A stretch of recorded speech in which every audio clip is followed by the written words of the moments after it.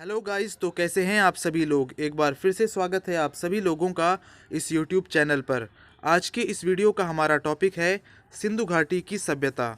तो आप देखते रहिए इस वीडियो को एंड तक और सब कुछ आपकी समझ में ज़रूर आएगा। तो शुरू करते हैं आज का लेसन।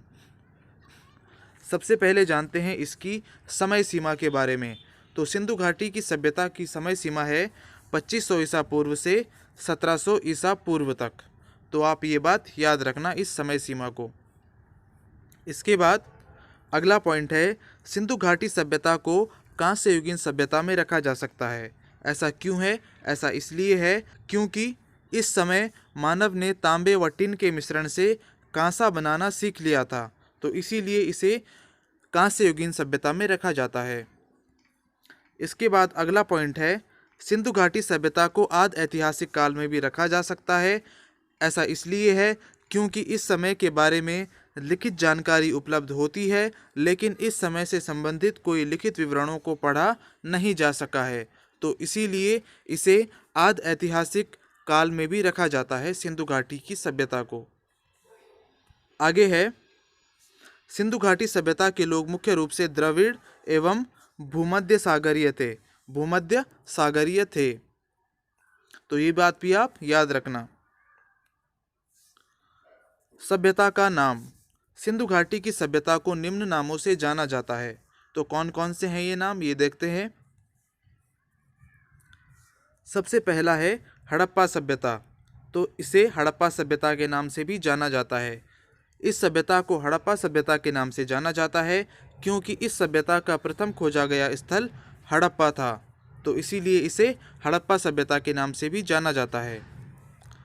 इसके बाद सिंधु घाटी की सभ्यता या सैंधव सभ्यता, तो इन दो नामों से भी सिंधु घाटी की सभ्यता को जाना जाता है।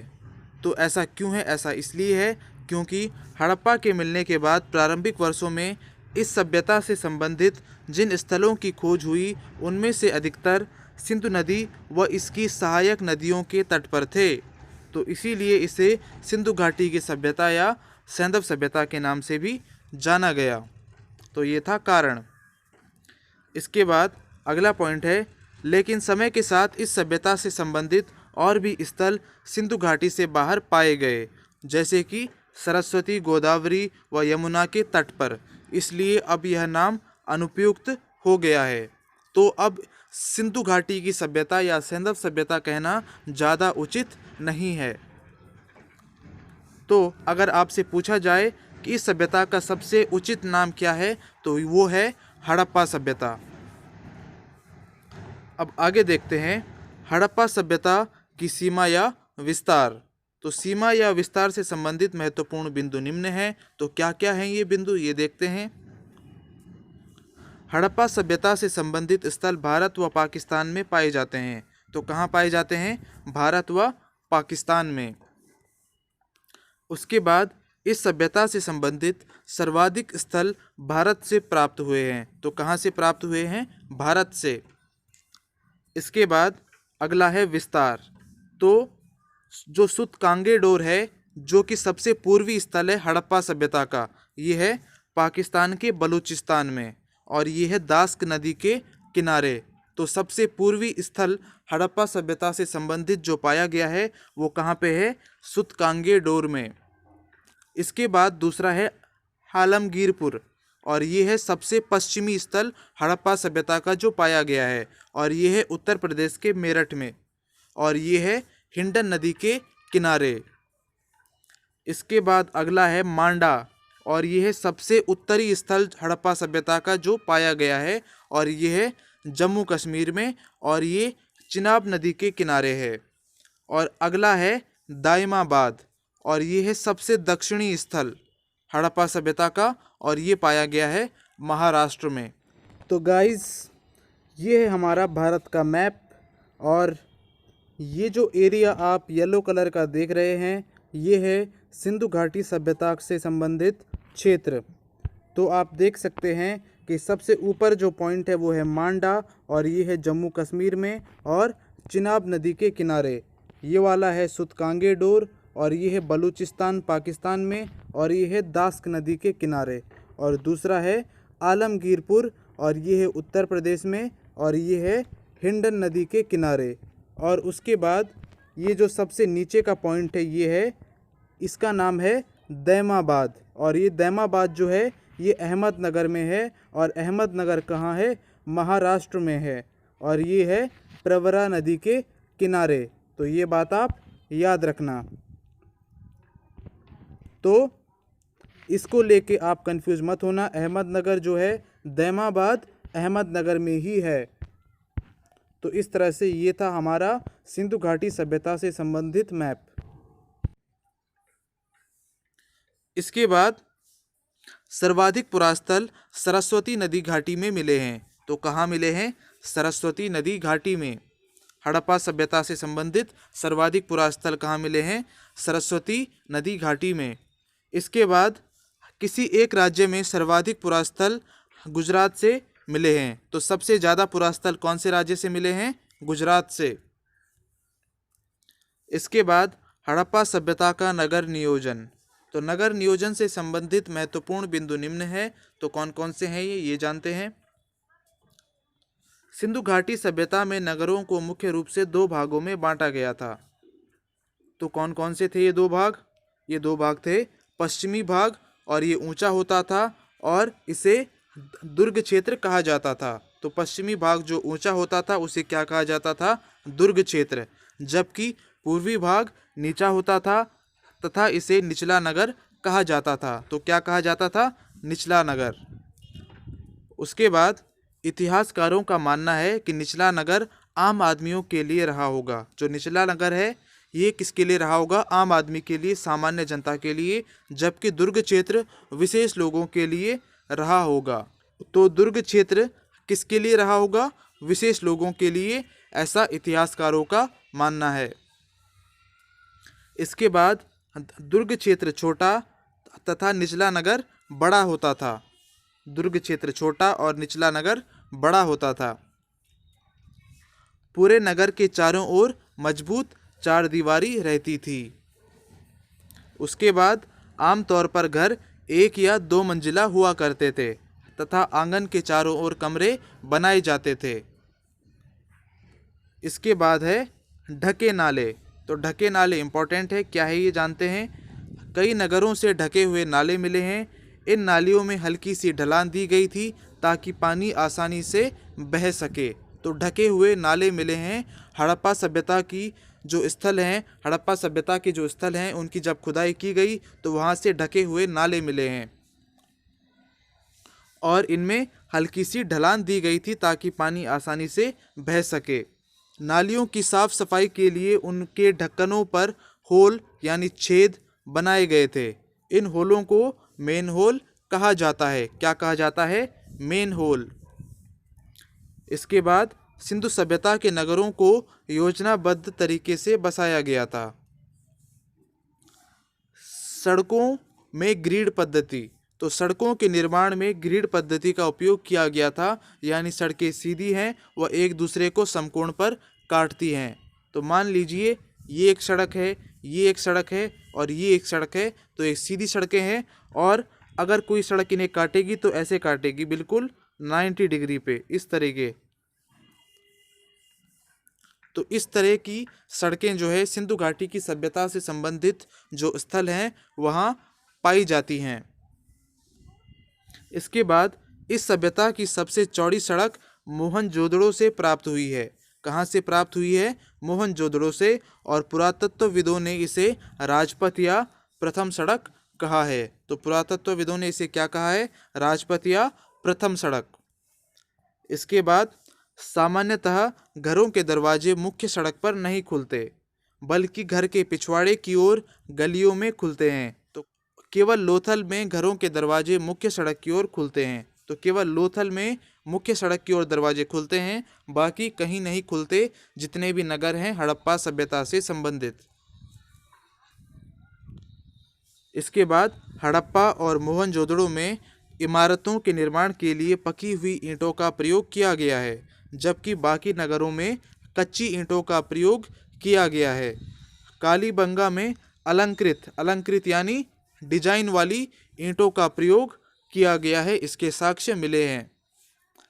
इसके बाद आगे देखते हैं, ईंटों की भुजाओं का अनुपात 4:2:1 था।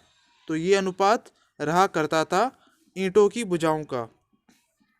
इसके बाद हड़प्पा सभ्यता की लिपि। हड़प्पा सभ्यता की लिपि भाव चित्रात्मक थी। यह लिपि दाईं से बाईं ओर लिखी जाती थी।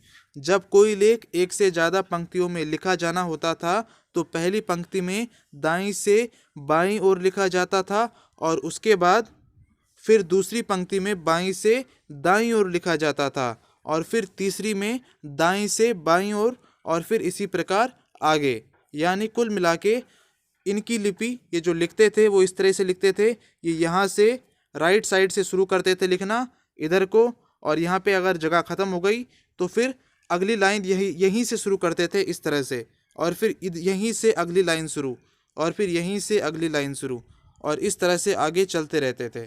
तो ये था इनका लिखने का तरीका। और इनकी लिपि कैसी थी? भाव चित्रात्मक थी। तो इनकी लिपि कैसी थी? भाव चित्रात्मक थी। इसके बाद लोथल एवं सुतकोतदा दोनों गुजरात में हैं और ये दोनों सिंधु घाटी सभ्यता के बंदरगाह हुआ करते थे। तो ये क्या थे? बंदरगाह थे सिंधु घाटी सभ्यता के, और दोनों गुजरात में हैं, लोथल एवं सुतकोतदा। कुछ महत्वपूर्ण नगरों की विशेषताएं व वहाँ से क्या मिला है। तो सबसे पहले हड़प्पा। हड़प्पा से क्या मिला है? हड़प्पा के बारे में क्या विशेषताएं हैं? हड़प्पा की खोज 1921 में दयाराम साहनी ने की थी।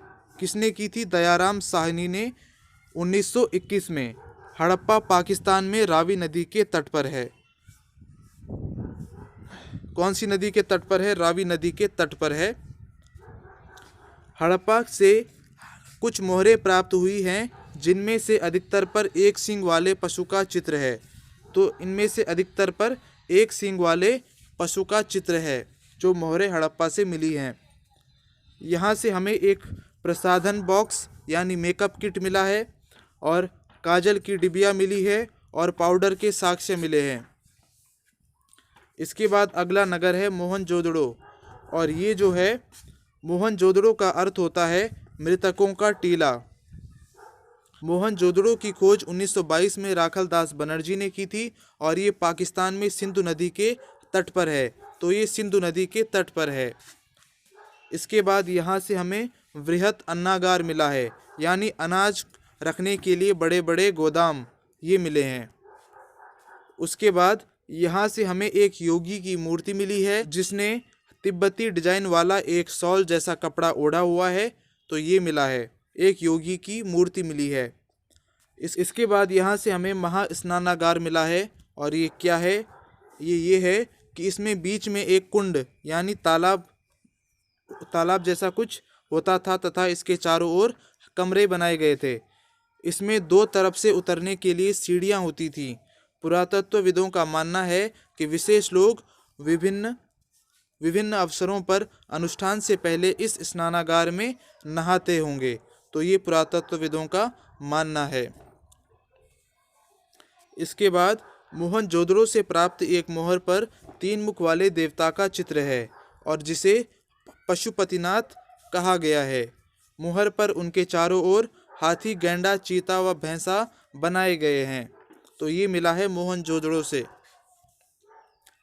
इसके बाद मोहनजोदड़ो से एक नर्तकी की कांस्य मूर्ति प्राप्त हुई है। तो एक कांस्य मूर्ति प्राप्त हुई है नर्तकी की मोहनजोदड़ो से। इसके बाद मोहनजोदड़ो से चांदी के एक फूलदान से लाल कपड़े के अवशेष मिले हैं, और इससे यह पता चलता है कि सिंधु घाटी सभ्यता के लोग कपास से परिचित थे। तो क्योंकि एक चांदी के फूलदान से लाल कपड़े के अवशेष मिले हैं, इसलिए इतिहासकारों का मानना है कि सिंधु घाटी सभ्यता के लोग जानते थे कि कपास कुछ होता है और उन्हें कपड़े बनाना भी आता था। इसके बाद कालीबंगा, यहाँ से क्या मिला है? कालीबंगा का अर्थ है काली मिट्टी की चूड़ियाँ, और यह घग्गर नदी के तट पर है तथा राजस्थान के हनुमानगढ़ जिले में स्थित है। यहाँ से जुते हुए खेतों के साक्ष्य मिले हैं, और यहाँ से नक्काशीदार यानी डिजाइनदार ईंटें मिली हैं। कहाँ से? कालीबंगा से। और यहाँ से अग्निकुंड भी मिला है। और यहाँ से सैंधवकालीन घोड़े के अस्थि पंजर मिले हैं, यानी उसकी हड्डियाँ मिली है, उसके कंकाल मिले हैं। इसके बाद है लोथल। तो लोथल है भोगवा नदी के तट पर और यह गुजरात के अहमदाबाद ज़िले में स्थित है।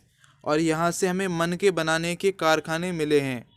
तो मन के बनाने के कारखाने यहाँ से हमें मिले हैं। तो मन के क्या होता है? मन के जो हैं, जो आपने देखा होगा कि जो मालाएं होती हैं उन पे गोल गोल दाने होते हैं, उन्हें मन के कहते हैं। तो ज़रूरी नहीं है कि ये गोल गोल ही होंगे, ये किसी भी आकार के हो सकते हैं। उसके बाद लोथल से रंगाई कुंड मिले हैं। क्या मिले हैं? रंगाई कुंड। रंगाई कुंड का क्या करते थे ये लोग? कपड़ों को रंगते थे, ये इतिहासकारों का अनुमान है। इसके बाद लोथल के दरवाजे मुख्य सड़क की ओर खुलते थे, तो बाकियों के दरवाजे तो मुख्य सड़क की ओर नहीं खुलते थे। कोई भी नगर ऐसा नहीं था सिंधु घाटी सभ्यता से संबंधित जहाँ जो दरवाजे थे वो मुख्य सड़क की ओर खुलते थे। सबके दरवाजे घर के पिछवाड़े गलियों में खुलते थे, लेकिन केवल लोथल एक ऐसा जगह है जो सिंधु घाटी सभ्यता से संबंधित है जहाँ से ये पता चला है कि यहाँ पे जो दरवाजे हैं वो मुख्य सड़क की ओर खुलते थे। लोथल से अग्निकुंड मिला है और सैंधवकालीन घोड़े के अस्थि पंजर मिले हैं, यानी वही क्या मिले हैं? कंकाल मिले हैं। और चावल के दानों के साक्ष्य भी कहाँ से मिले हैं? लोथल से मिले हैं। इसके बाद है धौलावीरा। तो यह नगर 3 भागों में बांटा गया था और हर हिस्से में चारों ओर पत्थर की ऊंची दीवार बनाई गई थी और इन दीवारों में बड़े बड़े प्रवेश द्वार थे। तो ये एक्सेप्शन है कौन? धौलावीरा। क्योंकि बाकियों में तो क्या था, जो नगर था वो 2 हिस्सों में बटा रहता था, लेकिन धौलावीरा क्या है? एक ऐसा नगर है जो 3 हिस्सों में बटा गया था, 3 हिस्सों में बांटा गया था। उसके बाद धौलावीरा एक ऐसा पुरास्थल है जो किसी भी नदी के तट पर नहीं है और यह गुजरात के कच्छ जिले में स्थित है। तो धौलावीरा किसी भी नदी के तट पर नहीं है। इसके बाद उसके बाद यहाँ से हमें एक स्टेडियम का प्रमाण मिला है, यानी हमें एक स्टेडियम मिला है उस टाइम का बना हुआ। और हमें मिला है सूचना पट के अवशेष मिले हैं, सूचना पट यानी साइन बोर्ड। अगला है चनहूदड़ो और यह सिंधु नदी के तट पर है तथा पाकिस्तान के सिंध प्रांत में स्थित है। कहाँ पे है? सिंध प्रांत में, पाकिस्तान के और सिंधु नदी के तट पर है। और यहाँ से हमें वक्राकार यानी एल शेप की ईंटों के साक्ष्य मिले हैं। इसके अलावा यहाँ से हमें मन के बनाने के कारखाने मिले हैं और यहाँ से हमें लिपस्टिक के प्रमाण भी मिले हैं, यानी हमें लिपस्टिक के साक्ष्य भी मिले हैं। इसके बाद है बनावली और यह रंगोई नदी के तट पर है और ये हरियाणा के हिसार जिले में है। यहाँ से हमें अग्निकुंड मिले हैं। यहाँ से हमें मिट्टी का बना खिलौने के रूप में हल मिला है। तो ये थे सिंधु घाटी सभ्यता से संबंधित कुछ नगर, उनकी कुछ विशेषताएं और वहाँ से हमें क्या क्या चीज़ें मिली हैं, ये सब। ठीक, इसके बाद आगे है सिंधु सभ्यता का समाज मात्र सत्तात्मक था, यानी परिवार में स्त्रियों का सबसे महत्वपूर्ण स्थान था। आज के समय में क्या है? आज के समय में है पितृसत्तात्मक, यानी पिता की सत्ता। और उस समय क्या था? परिवार में मात्र सत्तात्मक था, यानी माता की सत्ता थी, माता का डिसीजन इम्पोर्टेंट था। इसके बाद सिंधु सभ्यता में व्यापारियों का समाज में महत्वपूर्ण स्थान था। इसके अलावा सैंधव सभ्यता में नापतोल की इकाई 16 के अनुपात में थी और सिंधु घाटी सभ्यता के विभिन्न स्थलों से बहुत सारे अलग अलग आकार के बाट यानी तराजू वाले बाट, जो आपने देखा होगा कि जो तराजू होता है उसमें कुछ भार रखता है, वो 1 किलो के भार, 2 किलो के भार, है ना। तो उन्हीं को क्या कहते हैं? बाट कहते हैं। सामान को तोलने के लिए यूज़ किए जाते हैं, लोहे के टुकड़े जैसे आपने देखे होंगे दुकानों में, तो ये मिले हैं। लेकिन जो सर्वाधिक बाट मिले हैं वो कैसे हैं? वो घनाकार हैं। इसके बाद सैंधव सभ्यता के लोग बैलगाड़ी व भैंसा गाड़ी का उपयोग यातायात के लिए करते थे। तो किसका उपयोग करते थे? बैलगाड़ी व भैंसा गाड़ी का उपयोग करते थे यातायात के लिए। इसके बाद सिंधु सभ्यता के लोग धरती को उर्वरा की देवी मानकर उसकी पूजा करते थे। तो उर्वरा की देवी मानकर ये लोग धरती की पूजा करते थे। इसके बाद सिंधु घाटी सभ्यता के लोग वृक्ष पूजा व शिव पूजा भी करते थे। तो शिव पूजा के साक्ष्य हमें सिंधु घाटी सभ्यता से मिलते हैं। इसके बाद सिंधु घाटी सभ्यता से किसी भी मंदिर के अवशेष नहीं मिले हैं। तो कोई भी मंदिर के अवशेष हमें सिंधु घाटी सभ्यता से नहीं मिले हैं।